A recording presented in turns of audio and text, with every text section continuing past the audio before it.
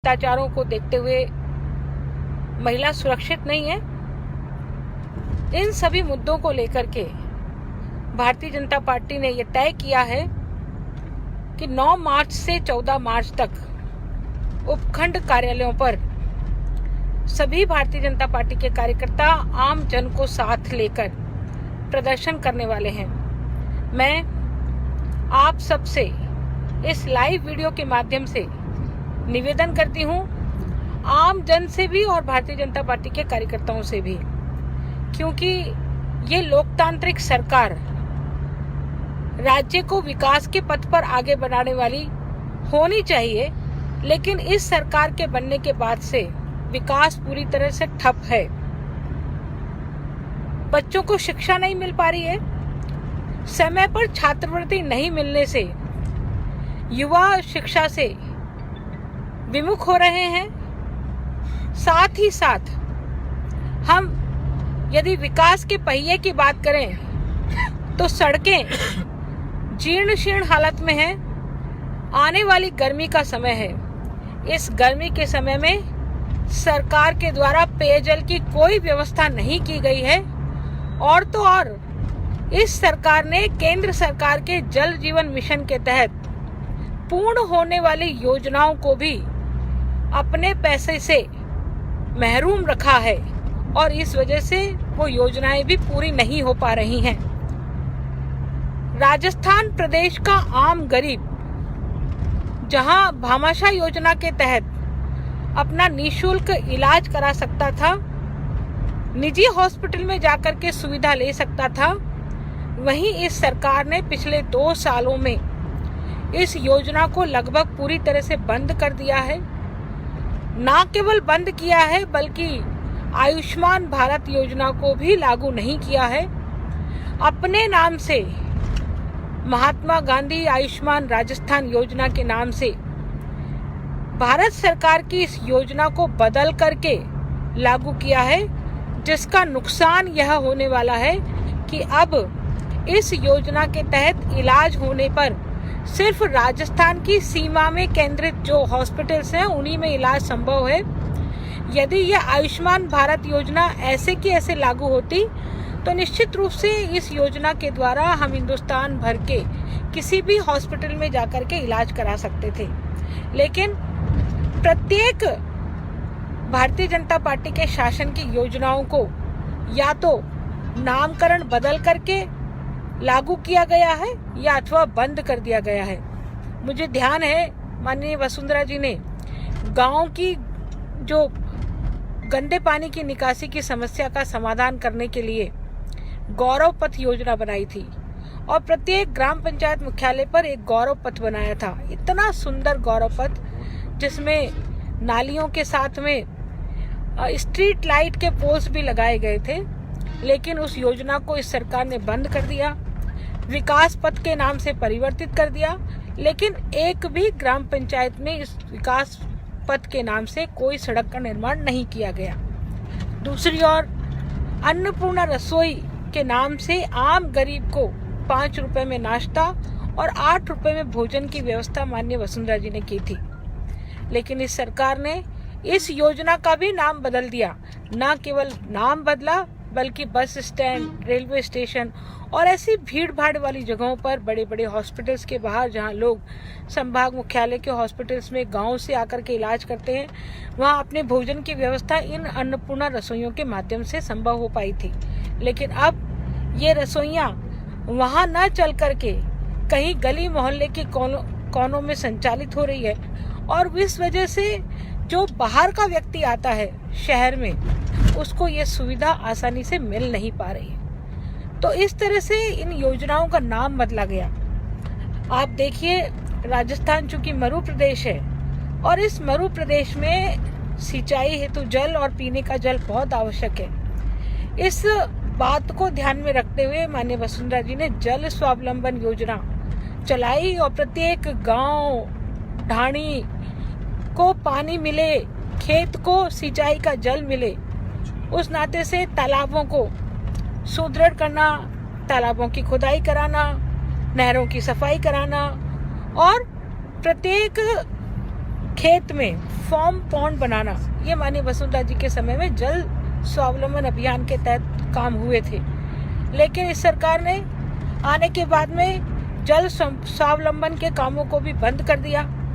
अब खेत का पानी खेत में और गांव का पानी गांव में रहने की जो परिकल्पना माननीय वसुंधरा जी ने की थी वो बंद हो गई, और वर्षा का जल, आने वाली वर्षा का जो जल है वो यूं ही बह करके नालों के माध्यम से, नदियों के माध्यम से हमारे गांव से बाहर निकल जाएगा। तो जो हमारे खेत का जल स्तर बढ़ना चाहिए था, जो हमारी खेत की जमीन का जल स्तर बढ़ना चाहिए था, वो खेत की जमीन का जल स्तर अब नहीं बढ़ने वाला है। ये सरकार बेरोजगारी भत्ता देने के नाम से शासन में आई, लेकिन शासन में आने के तुरंत बाद ये बेरोजगारी भत्ता देना तो भूली, साथ में रोजगार देने के अवसर भी भूल गई। सरकारी नौकरियों के विज्ञापन की आस में आज बेरोजगार प्रतिदिन तलाश करता है अखबारों में कि कहीं आज किसी भर्ती का विज्ञापन तो नहीं निकला है। लेकिन 2 साल पूरे होने के बाद में ये सरकार का तीसरा बजट है। इस तीसरे बजट में सरकार ने भर्तियों की पुनः घोषणा की है। पहले बजट में लगभग 50,000 भर्तियों की घोषणा की थी, दूसरे बजट में लगभग 75,000 पदों के भर्ती की घोषणा की गई, और अब पुनः उन्हीं भर्तियों को दोहराया जा रहा है। परंतु एक भी विज्ञापन इस सरकार के द्वारा भर्तियों का नहीं निकाला गया। आप देखिए, पटवारियों की भर्ती 3 बार स्थगित हुई है। ये कैसी सरकार है? संयुक्त अभियांत्रिकी परीक्षा का पेपर आउट हो जाना राजस्थान के लिए बहुत ही दुर्भाग्य की बात है। आज शिक्षक इंतजार कर रहे हैं कि कब रीट भर्ती का आयोजन हो, रीट की परीक्षा कब आयोजित होगी। लेकिन परीक्षाओं की तैयारी करते करते वो युवा थक चुका है, लेकिन सरकार के कान पर जूं नहीं रेंग रही है। अभी शिक्षा मंत्री जी का स्टेटमेंट आया कि हम ग्राम सहायकों को और संविदा पर लगे हुए लोगों को नियमित करने की हमारी कोई मंशा नहीं है। विधानसभा में ये कांग्रेस के प्रदेश अध्यक्ष होने के नाते से और शिक्षा मंत्री होने के नाते से गोविंद सिंह डोटासरा ने ये बयान दिया। दूसरी तरफ मुख्यमंत्री कहते हैं कि हमने कमेटी बनाई है संविदा कर्मियों को नियमित करने की, हमने कमेटी बना दी है, उसकी 8 से 10 बैठकें हो चुकी हैं, तुरंत ही हम निर्णय करने वाले हैं। पर 2 साल बीतने के बाद में भी कोई निर्णय नहीं। दूसरी ओर हमारी जो आंगनवाड़ी की बहनें हैं वो मानदेय बढ़ाने के लिए लगातार आंदोलनरत है। पटवारी अपनी पे ग्रेड बनाने के लिए आंदोलनरत है।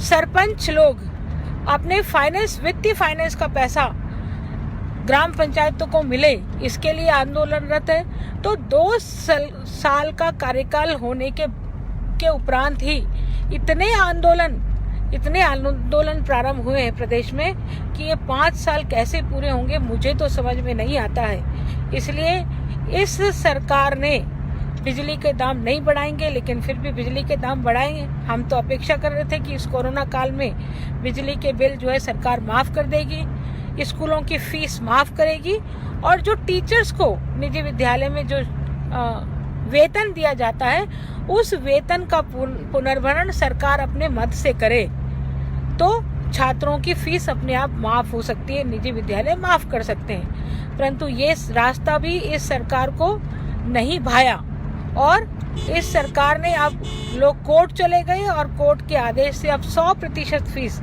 निजी विद्यालय वसूलने को तैयार है।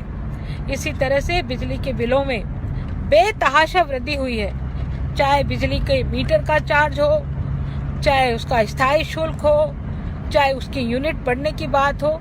आप देखिए 150 यूनिट तक के खर्चे वाले जितने भी घरेलू कनेक्शंस हैं, उन घरेलू कनेक्शंस का जो बिजली का जो रेट पड़ता है वो 8 रुपए से लेकर के 15 रुपए तक प्रति यूनिट पड़ता है। कितनी महंगी बिजली है। पेट्रोल और डीजल के दाम राजस्थान में सर्वाधिक है, और ताज्जुब की बात यह है कि जैसे ही हम राजस्थान का बॉर्डर क्रॉस करके हरियाणा या दिल्ली की तरफ जाते हैं तो सीमांत राज्यों के जो लोग हैं वो अब पेट्रोल और डीजल अपने राजस्थान के प्रदेश से भराने की बजाय दिल्ली और हरियाणा के पेट्रोल पंपों पर जाकर के भराते हैं। तो अब ये पेट्रोल और डीजल के जो तस्करी है वो तस्करी बढ़ने की संभावना है और इसमें अपराध और माफिया इसमें बढ़ेगा। और माफिया यदि बढ़ेगा तो निश्चित रूप से अपराध में तो राजस्थान पहले नंबर पर है ही, और आगे राजस्थान को ये सरकार लेके जाने वाली है।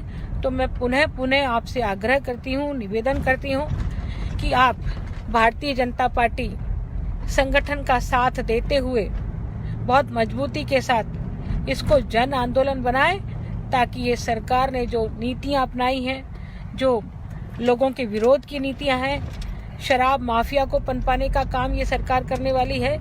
शराब की दुकानों की संख्या में 10 गुना तक वृद्धि इस सरकार ने की है। तो इस तरह से शराब माफिया को पनपाने वाली, अपराधों को बढ़ाने वाली इस सरकार को हमें सबक सिखाना है। और इस नाते से आने वाले समय में 9 तारीख से लेकर के 14 तारीख तक जितने भी आंदोलन भारतीय जनता पार्टी के नेतृत्व में होने वाले हैं, उन सब में हम सब लोग बढ़ चढ़कर हिस्सा लें। इतना ही निवेदन करती हुई अपनी बात को पूरा करूंगी। धन्यवाद।